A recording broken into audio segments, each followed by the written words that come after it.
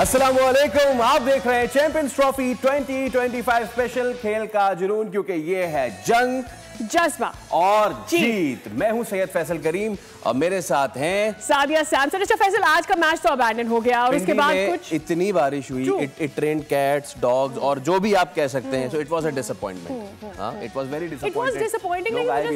मतलब ऑस्ट्रेलिया अपना मैच जीतने आए और साउथ अफ्रीका को अपना मैच एवरीबडी पूछने लगा साउथ अफ्रीका के साथ भी शायद ज्यादा बुरा इन अ वे यूं हो गया बिकॉज़ पीपल वर रेटिंग के it's a better team over Australia. और लेकिन बारिश ने बोला मैं तो अच्छा, उसमें एक अहम बात यह है कि इसमें जो हमारी प्रेडिक्शंस हैं हम चारों की, हमारे साथ तनवीर अहमद और फवाद मुस्तफा मौजूद हैं, हम जो चारों की प्रेडिक्शन उसका क्या होगा? क्या हमें एक एक पॉइंट मिले? एक एक पॉइंट तो नहीं मिलेगा, आधा मिलेगा, आधा बांट लें। कभी नहीं मिलेगा। 0.25 हमें कख भी नहीं मिलेगा। लेकिन इससे पहले कि इसका हल मैं बताता हूँ। बताएं। जो बेचारे पीछे हैं ना उनको जितवा दो।